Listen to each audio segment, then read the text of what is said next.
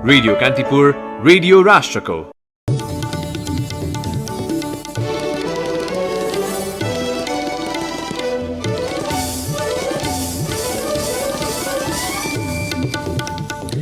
पछिल्लो 24 घण्टामा नेपालमा थप 1513 जनामा कोरोना संक्रमण पुष्टि। संक्रमण पहिचानका लागि कम आमदानी भएका 133 देशमा परीक्षण किट उपलब्ध गराउने डब्ल्युएचओ को प्रतिबद्धता। विदेशमा बेखर्ची कामदारको निशुल्क उद्धार गर्न भन्दै बनाइएको निर्देशिका कार्यान्वयन नै चुनौतीपूर्ण। घरेलु कामदारका रूपमा वैदेशिक रोजगारमा जान व्यवस्थापिका संसदले लगाएको प्रतिबन्ध 5 वर्षपछि फुकुवा। 12 वर्षीय बालिकाको हत्यामा संलग्नलाई कारबाहीका लागि पहल गरिदिन बझाङका प्रतिनिधिद्वारा सभामुख सापकोटाको ध्यानाकर्षण। आरोपी राजेन्द्र बोहराको उमेरमा विवाद। केन्द्रीय सरकारको प्रतिशोधपूर्ण व्यवहारका कारण भारतमा आफ्नो काम बन्द गर्ने एमनेस्टी इन्टरनेसनलको निर्णय। गैर कानूनी रूपमा आर्थिक सहयोग लिने गरेको भारत सरकारको आरोप। र इन्डियन प्रिमियर लिग क्रिकेट आइपिएलमा दिल्ली क्यापिटल्स विरुद्ध सनराइजर्स हैदराबादको सम्हालिएको ब्याटिङ। इशान्त शर्माले टोलीमा स्थान बनाउँदा सन्दीप भने आज पनि बेन्चमा। नमस्कार, कान्तिपुर डायरीका साथमा साथी सुरज र म बासु। समाचार अब विस्तारमा। नेपालमा पछिल्लो 24 घण्टामा थप 1513 जनामा कोरोना भाइरसको संक्रमण पुष्टि भएको छ। यो सँगै नेपालमा कुल संक्रमितको संख्या 76258 पुगेको छ। स्वास्थ्य तथा जनसङ्ख्या मन्त्रालयको नियमित प्रेस ब्रिफिङमा प्रवक्ता डाक्टर जागेश्वर गौतमले 556 महिला र 957 जना पुरुषमा संक्रमण देखिएको जानकारी दिनुभयो। पछिल्लो 24 घण्टामा काठमाडौँ उपत्यकामा मात्रै 934 जनामा संक्रमण पुष्टि भएको छ। काठमाडौँमा 747, ललितपुरमा 114, भक्तपुरमा 73 जना संक्रमित थपिएका छन्। काठमाडौँ उपत्यकामा एकै दिन पुष्टि भएको यो अहिलेसम्मको सबैभन्दा बढी संख्या हो। यस्तै मोरङमा 101 र रूपन्देहीमा 95 जनामा संक्रमण देखिएको छ। मुलुकभर सक्रिय संक्रमितको संख्या 20,396 छ, जसमध्ये होम आइसोलेसनमा 10,707 र संस्थागत आइसोलेसनमा 9,689 जना रहेको मन्त्रालयले जनाएको छ।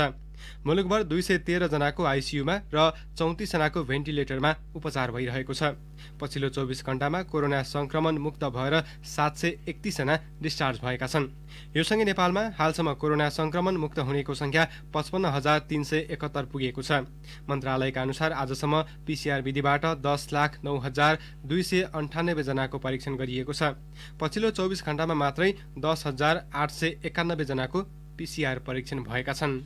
पछिल्लो 24 घण्टामा नेपालमा थप 10 जनाको कोरोना संक्रमणबाट मृत्यु भएको स्वास्थ्य तथा जनसङ्ख्या मन्त्रालयले जनाएको छ।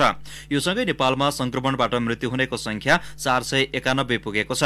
मन्त्रालयको नियमित प्रेस ब्रिफिङमा प्रवक्ता डाक्टर गौतमले 7 जना पुरुष र 3 जना महिलाको मृत्यु भएको जानकारी दिनुभयो। संक्रमणबाट काठमाडौँ र बाँकेमा 3 तथा मोरङ, सर्लाही, महोत्तरी र चितवनमा 1 जनाको ज्यान गएको हो।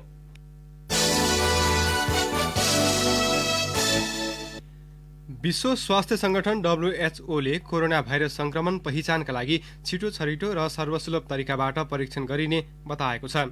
डब्ल्युएचओका अनुसार न्यून र मध्यम आय भएका मुलुकमा कम शुल्क र छिटो परीक्षण गरी कोरोना भाइरस संक्रमितको पहिचान गरिने भएको हो। सो परीक्षणका लागि 588 रुपियाँ मात्र खर्च लाग्ने र 15 देखि 30 मिनटमा परीक्षणको नतिजा आउने डब्ल्युएचओको दावी छ। डब्ल्युएचओले आगामी 6 महिनाभित्र एन्टिजेनमा आधारित 12 करोड ऱ्यापिड डायग्नोस्टिक टेस्ट गर्ने दावी गरेको छ। यो परीक्षण चिकित्सक र प्रयोगशाला कम भएका देशहरूमा प्रभावकारी हुने बताइएको छ। परीक्षणका लागि Bill and Melinda Gates foundation र टेस्ट किट उत्पादन कम्पनी एबोट र एसटी बायोसेन्सरसँग सम्झौता भएको छ। सम्झौता अनुसार कम आमदानी भएका विश्वका 133 देशमा परीक्षण किट उपलब्ध गराइनेछ, जसमा कोरोना महामारीबाट अति प्रभावित ल्याटिन अमेरिकी देशहरू पनि रहेका छन्। यसका लागि ग्लोबल फाउन्डेसन फन्डबाट सुरुवाती चरणमा 50 मिलियन अमेरिकी डलर छुट्याइएको छ। डब्ल्युएचओका महानिर्देशक डाक्टर टेड्रोस अधानम घेब्रेयेससले यसलाई कोरोना परीक्षणको कोसे ढुङ्गाका रूपमा व्याख्या गर्दै कोरोना परीक्षण र नतिजा आउनलाई लाग्ने समयका कारण देखिएको चुनौती न्यूनीकरण हुने विश्वास व्यक्त गर्नुभएको छ।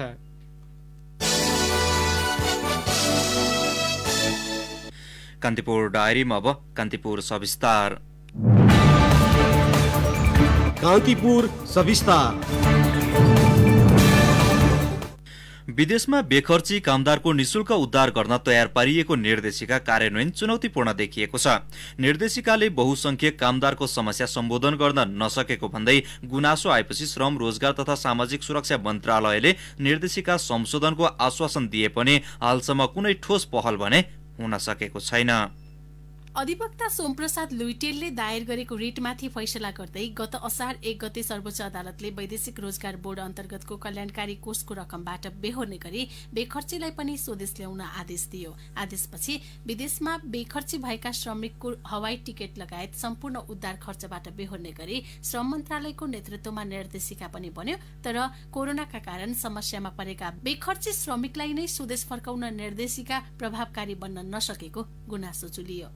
वैदेशिक रोजगार ऐन 2064 को दफा 75 मा श्रम स्वीकृति लिएर वैदेशिक रोजगारीमा गएका श्रमिकहरू युद्ध, महामारी, प्राकृतिक विपत्ति जस्ता समस्यामा परि स्वदेश फर्काउनु पर्ने अवस्था सृजना भएमा वैदेशिक रोजगार कल्याणकारी कोषको रकम प्रयोग गर्न सकिने व्यवस्था छ। यस्तै नियमावलीको नियम 26 मा कानूनी सजाय पाएको, दुर्घटनामा परेको, बिरामी भएको, आर्थिक अभावमा परेको र करार अवधि 2 वर्ष ननाघेकोलाई यो रकम प्रयोग गरेर उद्धार गर्न सकिने उल्लेख छ। तर निर्देशिकाले ऐनसँगै बाँझिने गरी करार अवधि भित्रका श्रमिकलाई मात्रै समेटेपछि भिसा अवधि सकिएका गैर कानूनी रूपमा बसेकाहरू विलख बन्दमा परेका हुन्। मलेसियाका लागि नेपाली राजदूत उदयराज पाण्डे। त्यो निर्देशिका स्वयं ऐनसँग बाजिएको छ, जसले एकचोटि हाम्रो नेपालमा यो कल्याण कोषमा पैसा तिरेर आएको छ, त्यो मान्छे अप्ठ्यारोमा पर्यो भने त्यसलाई यो कोषबाट सहयोग गरेर फर्काउनु पर्छ। हाम्रो ऐनले पनि दिन्छ, नियमावलीले पनि दिन्छ। अहिलेको अवस्था महामारीको अवस्था हो, त्यसकारण महामारीको अवस्थामा यो कोष प्रयोग गर्नको लागि केहीबाट रोकिन्छ। अब हामी ऐनलाई पनि टेर्दैनौँ, नियमावलीलाई नै टेर्दैनौँ र अनि त्यससँग बाजिने गरेर एउटा निर्देशिका बनाउँछौँ र यो निर्देशिका सर्वश्रेष्ठ छ भनेर वकालत गर्छौँ भने त्यो निर्देशिका भित्र दुःखमा परेको 1% मान्छेको पनि उद्धार हुन सक्दैन। विदेशमा रोजगारी गुमाएर बेखर्ची भएका श्रमिकलाई कोषको रकम खर्चेर उद्धार गर्नुपर्ने माग राखी सर्वोच्च अदालतसम्म पुगेका अधिवक्ता लुइटेल सरकारको निर्देशिकाले अदालतको आदेशको समेत लगभग अवज्ञा गरेको तर्क गर्छन्। अहिलेकै ऐन कानून नियम अनुसारको एउटा कसरी पैसा पठाउने, कसरी लिने, कसलाई दिने त्यो एउटा कार्यविधि मात्रै बनाइएको निर्देशिका त्यो भएको हुनाले के अफेयरहरू छ भने त फुकाउँदा भइगयो। त्यसको लागि यत्रो धेरै समय पनि लाग्दैन। वैध हुन् वा अवैध, स्वदेश फर्कन यो बेला जो कोहीमा हुटहुटी छ। सरकारले दिने सुविधाबाट होस् वा आफै खर्च जुटाएर किन नहोस्, नेपाल आउनेको सूची दूतावाससँग लामै छ। तर सरकारले प्राथमिकता निर्धारण गर्न सकिरहेको छैन। गैर-आवासीय नेपाली संघका प्रवक्ता डीबी छेत्री सरकारको निर्देशिकामा नै खोट देखाउँछन्। हामीहरूको बिमारी नै छ, ब्युरोक्रेसीमा बस्ने र अलि ठुलो पदमा पुगिसकेपछि ठ्याक्कै कमन मान्छेहरूका राम्रा कुरा नसुनिदिने। विदेश गएका त यी त त्यसै गएका हुन्, हाम्रै होइनन् जस्तो गरेर अहिले कार्यविधिहरू आए, यो हुनु हुँदैन। तर सरकारसँग नै निर्देशिकामा देखिएका बाधा अडचन फुकाउन ठोस कार्य योजना छैन। श्रम, रोजगार तथा सामाजिक सुरक्षा मन्त्री रामेश्वर राय यादव। हामी जुन रफ्तारमा जानुपर्ने त्यो नगएको हुन सक्छ र त्यसको लागि हामी एउटा कार्यविधिमै त्यो सुधार गरेर लैजाने निर्देशन मैले दिएको छु र मन्त्रालयबाट अनुदान दिएर गएकाहरूलाई हर हालतमा उद्धार गर्ने प्रतिबद्धता हाम्रो छ।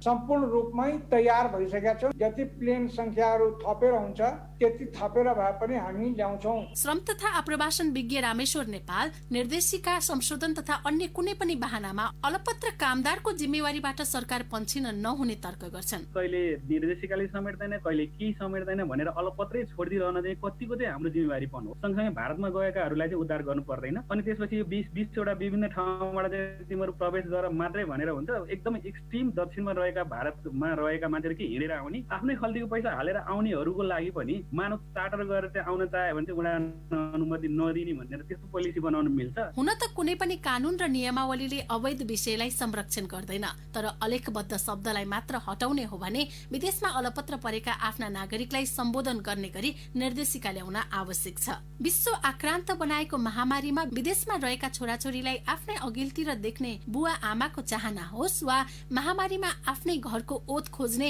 छोराछोरीको सपना किन नहोस्। संरक्षणका लागि सरकार जिम्मेवार बन्नै पर्छ। होइन भने सरकारको नजर नागरिकको जीवन सुरक्षामा भन्दा पनि उसको पसिनामा गडेको प्रष्ट हुनेछ। रेडियो कान्तिपुरका लागि इन्द्रलक्ष्मी घिमिरे। कान्तिपुर सविस्तार। कान्तिपुर डायरीमा अब ब्रेकको पालो। अब बाँकी प्रसङ्ग। तत्कालीन व्यवस्थापिका संसदको अन्तर्राष्ट्रिय सम्बन्ध समितिले घरेलु कामदारका रूपमा वैदेशिक रोजगारीमा पठाउन लगाएको प्रतिबन्ध प्रतिनिधि सभाको उद्योग तथा वाणिज्य र श्रम तथा उपभोक्ता हित समितिले खोलिदिएको छ। समितिको निर्देशनपछि सरकारले 2072 सालदेखि खाडी मुलुकमा घरेलु कामदार पठाउन रोक लगाएको थियो। उद्योग तथा वाणिज्य र श्रम तथा उपभोक्ता हित समितिको आज बसेको बैठकले निश्चित मापदण्ड पूरा गरेका मुलुकमा घरेलु कामदारका रूपमा वैदेशिक रोजगारमा पठाउन सरकारलाई निर्देशन दिएको छ। नेपालबाट घरेलु कामदारमा लान चाहने मुलुकमा घरेलु कामदारको सेवा, शर्त र सुरक्षा सम्बन्धमा छुट्टै र ठोस कानुनी व्यवस्था रहेको, कामदारको पारिश्रमिक, बिदा, सामाजिक सुरक्षा, स्वास्थ्य र दूतावास तथा परिवारसँग नियमित सम्पर्क सुनिश्चित भएका मुलुकमा घरेलु कामदार पठाउन सकिने समितिको निर्णयमा उल्लेख छ।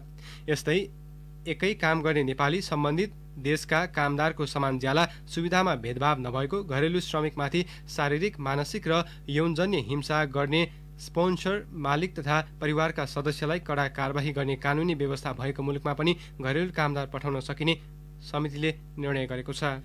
उद्योग तथा वाणिज्य र श्रम तथा उपभोक्ता हित समितिका सदस्यले चाडपर्व नजिकिँदै गर्दा उपभोग्य वस्तुको मूल्यवृद्धि गरेर कालोबजारी भइरहेकाले नियन्त्रणका लागि प्रभावकारी अनुगमन गर्नुपर्ने बताएका छन्। नेकपाका सांसद देवेन्द्र पौडेलले बजार मूल्यमा समानता नभएको र अस्वाभाविक रूपमा मूल्य बढेकाले नियन्त्रण गर्नुपर्ने बताउनु भयो। कंग्रेस सांसद भीमसेनदास प्रधानले दिनदिनै अस्वाभाविक रूपमा मूल्यवृद्धि भइरहेको उल्लेख गर्दै मूल्यवृद्धि गर्नेलाई कडा कारबाही गर्नुपर्ने बताउनु भयो। कंग्रेसकै सुजाता परियारले मूल्य वृद्धि भइरहँदा बजार अनुगमन गर्ने सम्बन्धित निकायलाई छलफलमा बोलाउनु पर्ने बताउनु भयो। समिति सभापति विमल प्रसाद श्रीवास्तवले भने समितिमा छलफलका लागि बोलाउने वातावरण नबनेसम्म सचिवालयलाई सम्बन्धित निकायलाई बोलाएर मूल्य वृद्धिका विषयमा सोधपुछ गर्न निर्देशन दिएको जानकारी गराउनु भयो। बालिकाको बलात्कारपछि हत्या गरेको आरोपमा पक्राउ परेका बझाङको मस्टा गाउँपालिका 2 खिकालाका राजेन्द्र बोहराको उमेरमा विवाद भएको छ। प्रहरीले उनको उमेर 20 वर्ष रहेको दावी गरिरहँदा उनका आमा बुवाले भने 14 वर्ष भएको बताएका छन्। आज आयोजित पत्रकार सम्मेलनमा पनि बझाङ प्रहरी प्रमुख डीएसपी रूपक खड्काले सोही दावी दोहोर्याउनु भयो। यद्यपि राजेन्द्रका बुबा वीरबहादुरले आफ्नो छोरा 2063 सालमा जन्मिएको दावी गर्नुभएको छ। प्रहरीले मेडिकल प्रक्रियाबाट राजेन्द्रको उमेर पत्ता लगाउन जिल्ला अस्पताल बझाङमा उमेर अनुमान परीक्षण पनि गराएको थियो। जिल्ला अस्पतालमा गरिएको परीक्षणमा पनि उनको उमेर 14 देखि 16 वर्षको बीचमा रहेको पत्ता लागेको अस्पताल स्रोतले बताएको छ। बझाङ प्रहरी प्रमुख खड्काले भने अस्पतालको भन्दा पनि विद्यालयमा पेश गरिएको जन्मदर्ताको प्रमाण आधिकारिक हुने बताउँदै जन्मदर्ताको प्रतिलिपि मगाएको जानकारी दिनुभयो। यसैबीच घटनाको 7औं दिनसम्म पनि बलात्कारपछि हत्या भएकी सम्झना कामीको सब परिवारले बुझ्न मानेको छैन। सब व्यवस्थापनका लागि भनेर जिल्ला प्रशासन कार्यालयमा बोलाएको सर्वपक्षीय बैठकले समेत सो विषयमा कुनै निर्णय गर्न सकेन। पीडित परिवारले पत्रकार सम्मेलन गरेर आरोपित सार्वजनिक गरेपछि मात्रै सब उठाउने माग गरेपछि दबावमा परेको प्रहरीले आज साँझ पत्रकार सम्मेलन गरी राजेन्द्रलाई सार्वजनिक गरेको हो। प्रहरीको केन्द्रीय अनुसन्धान ब्युरोको टोलीले गरेको घटनास्थल र अन्य अनुसन्धानबाट पनि राजेन्द्रले नै सम्झनाको बलात्कारपछि हत्या गरेको निष्कर्ष निकालेको डीएसपी रूपक खड्काले बताउनुभयो। सीआईबीका डीएसपी पञ्चकुमार बाखु नेतृत्वको टोलीले घटनाको थप अनुसन्धान गरिरहेको र केही दिन जिल्लामै बस्ने खड्काको भनाइ छ।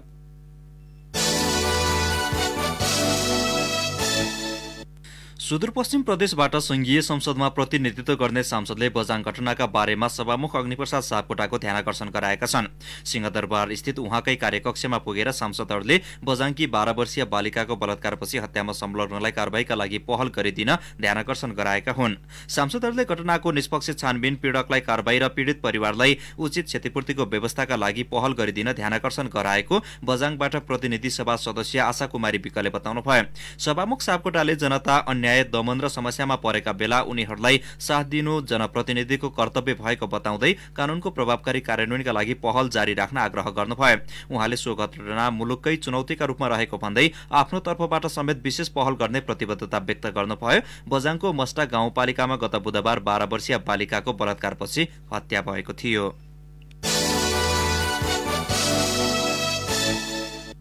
कुनै समय कोरोना भाइरसको हटस्पट बनेको नेपालगञ्ज बिस्तारै लयमा फर्कँदै थियो, तर लकडाउन र निषेधाज्ञा हटेसँगै नेपालगञ्जमा चहल पहल बढेको छ, जसले गर्दा उपमहानगरपालिका फेरि एकपटक संक्रमणको उच्च जोखिममा पर्ने देखिएको छ।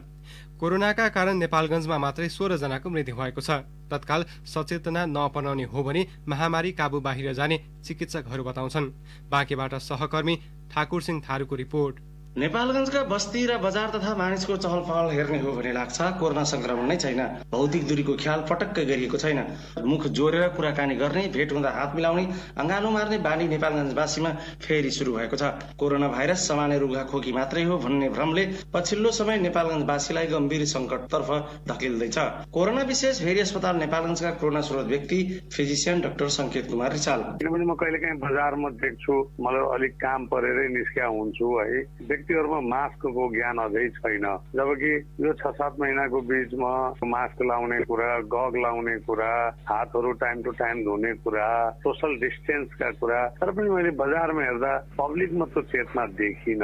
केन्द्र सरकारले जनचाहना अनुसार लकडाउन र निषेधाज्ञा प्रावधान त हटायो, तर जनतामा भने स्वास्थ्य चेतना कमजोर पाइन्छ। बजार हेर्न, साँझ बिहान टहलिन, साथीभाइ भेट गर्न भन्दै धेरै मान्छे व्यस्त शहरमा छिर्ने गरेका छन्। सटर खोलिएका पसलहरूमा चहल पहल कम देखिए पनि सडकमा भने मानिस बीच ठेलमठेल हुने गरेको दृश्यहरू प्रशस्तै देखिन्छन्। बाँकेका प्रमुख जिल्लाधिकारी राङबहादुर कुर्माङले प्रशासनले कडाई गरे पनि जनस्तरबाट स्वास्थ्य निर्देशिका उल्लङ्घन हुनु आपत्तिजनक रहेको बताउँछन्। पसलहरू पनि टेर्न छोडे। आचार संहिता त नेसनल गाइडलाइन्स त सबै छ नि, जस्तो मास्क प्रयोग गर्ने, सेनिटाइजेसन गर्ने, बार्ने हैन, 2 मिटरको डिस्टेन्स राख्ने हैन, तर टेर्दैन भने त्यो खन्ने कि हाम्रो लागि मात्रै भन्ने हो के। भौतिक दूरी कायम नगर्नु र मास्क नलगाउनुले नेपालगञ्जवासी आफै कोरोना संक्रमणलाई निम्ता दिइरहेका छैनन् भन्ने आभास हुने गरेको छ। पीसीआर गरिएका मध्ये आधाभन्दा बढीमा संक्रमण देखिन थालेको छ। अधिकांशमा लक्षण सहितको संक्रमण छ। आइसियु र भेन्टिलेटरमा राखेर उपचार गर्नु पर्ने बिरामीको संख्या बढ्दै गएको छ। स्वास्थ्य कार्यालय बाँकेका कोरोना स्रोत व्यक्ति नरेश श्रेष्ठले तत्काल स्वास्थ्य सचेतना नअपनाए यसले भयावह रूप लिन सक्ने संकेत गर्छन्। सबैले आफैले बुझ्न पर्छ सोसियल डिस्टेन्सिङको कुरा र अब सबभन्दा चाहिँ अब केसहरू देखिसकेपछि उनीहरूलाई टाइमली म्यानेजमेन्टमा जानुपर्छ। होम आइसोलेसनमा बसेकाहरूलाई पनि तत्कालै म्यानेजमेन्ट गर्ने कुराहरू गर्नु पर्यो। हस्पिटलको क्षमता पनि वृद्धि गर्नुपर्छ।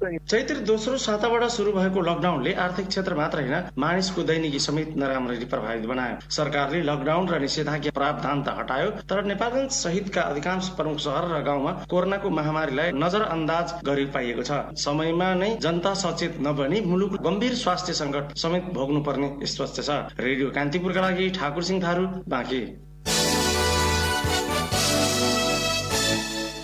रौतहटमा 1.5 महिनाको अवधिमा 4 जनाको हत्या भएको छ। गत शुक्रबार राति देवाही गुनाही नगरपालिका 5 टिकुलियामा 45 वर्षीय महेश तिवारी र उनकी श्रीमती जगर्निया देवीमाथि छिमेकीले आक्रमण गरेका थिए। छिमेकी सोनिया लाल मुखिया र उनका छोरा प्रदीपले धारिलो हतियारले प्रहार गरेको प्रहरीले जनाएको छ। उपचारकै क्रममा जगर्निया देवीको मृत्यु भएको हो। 3 साता अघि गढीमाई नगरपालिका 3 मुसरिया गाउँको बीचको उखु खेतमा घाँस काट्न गएकी स्थानीय 40 वर्षीय मिन्त्रा देवीको हत्या भएको थियो। सो घटनाको अनुसन्धान जारी रहेको प्रहरीले जनाएको छ। गत साउन 31 गते गरुडा नगरपालिका 8 जिगडियाका 20 वर्षीय निरञ्जन रामको घाँटी रेटी हत्या भयो।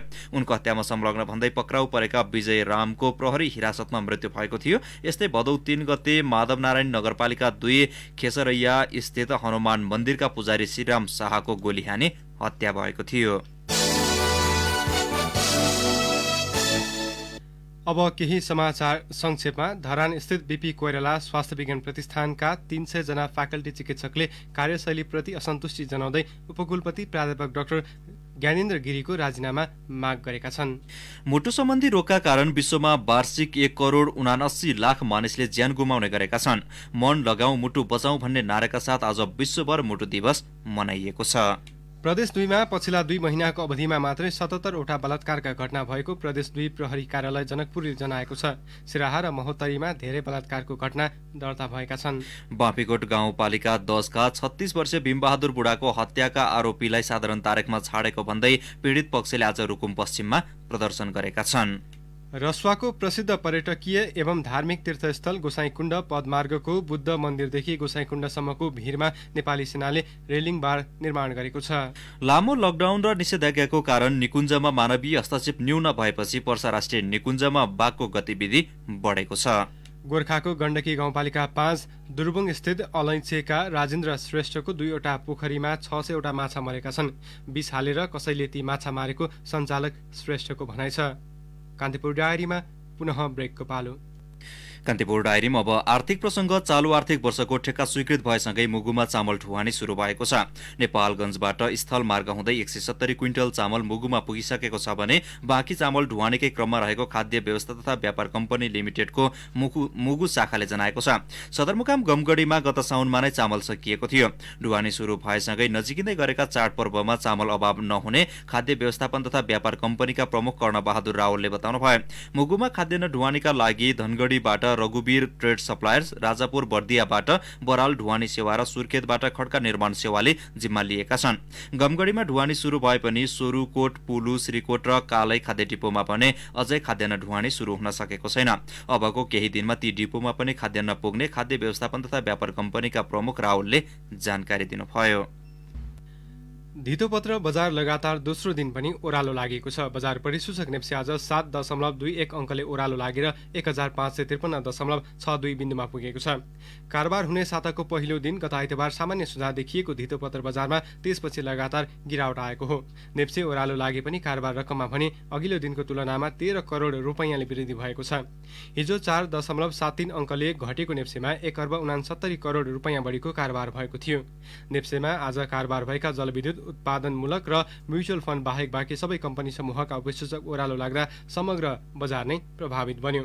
नेप्सेमा आज कुल 192 कम्पनीका 33,933 कारोबारबाट 73,05,111 किता सेयर किनबेच भए, जस अन्तर्गत 1,82,98,00,00,000 रुपैयाँ बराबरको कारोबार भएको नेपाल स्टक एक्सचेन्जले जनाएको छ।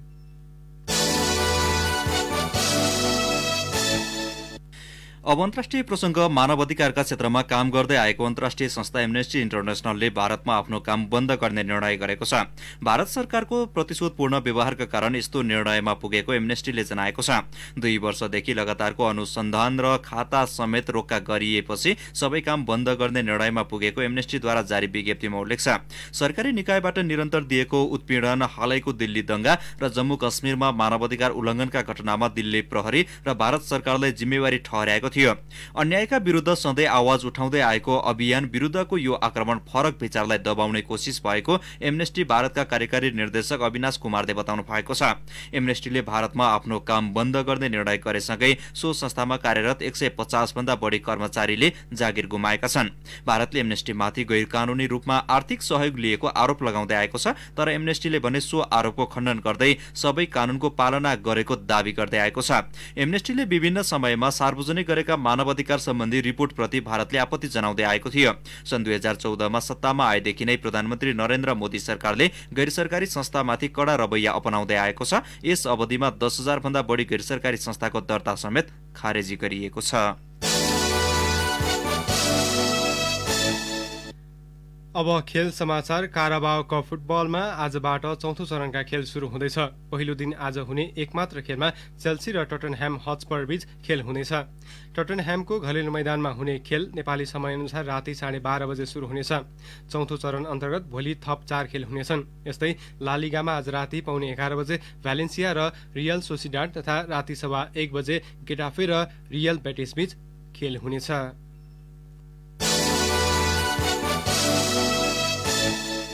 इन्डियन प्रिमियर लिग आइपीएल क्रिकेटमा सनराइजर्स हैदराबादले दिल्ली क्यापिटल्स विरुद्ध गतिलो ब्याटिङ गरेको छ। युएईको आबुधाबीमा दिल्लीले टस जितेर ब्याटिङ गरेको हैदराबादले यो खबर तयार पार्दासम्म 18 ओभरमा 3 विकेट गुमाएर 145 रन बनाएको छ। क्याप्टेन डेभिड वार्नर र जोनी ब्रेस्टोले पहिलो विकेटका लागि 71 रनको साझेदारी गर्दै हैदराबादलाई गतिलो सुरुवात दिलाएका थिए। वार्नर 45 रनमा आउट भए। मनिष पाण्डे 3 रनमा पेभिलियन फर्किएपछि सङ्कटमा परेको हैदराबादको इनिङ्स ब्रेस्टो र केन विलियमसनले उकासेका छन्। ब्रेस्टो 53 रनमा क्याच आउट भए। विलियमसन अर्धशतक नजिक छन्। ब्याटिङ लाइन कमजोर देखिएको हैदराबादले आजबाट न्युजिल्यान्डका विलियमसनलाई टिममा बोलाएको छ। दिल्लीमा पनि इशान्त शर्माले तेस्रो खेलबाट स्थान बनाएका छन्। आवाज खानको स्थानमा प्रशिक्षक रिकी पोन्टिङले शर्मालाई बल थमाएका छन्। नेपाली लेग स्पिनर सन्दीप लामिछाने भने आज पनि प्लेइङ सेटमा परेनन्। अमित मिश्रा र अक्षर पटेललाई नै दिल्लीले आज पनि बलिङमा निरन्तरता दिएको हो। दिल्लीले यसअघिका दुवै खेलमा जित निकालेको छ भने हैदराबाद अङ्कविहीन छ। हवस् त प्रसङ्गसँगै कान्तिपुर डायरीका आजका सम्पूर्ण बुलेटिन यही सकिन्छ। भोलि बिहान 6:30 बजे नियमित बुलेटिनका साथमा उपस्थित हुने नै छौँ। अहिलेलाई साथी सुरज र म बासु बिदा हुन्छौँ। नमस्कार, शुभरात्रि।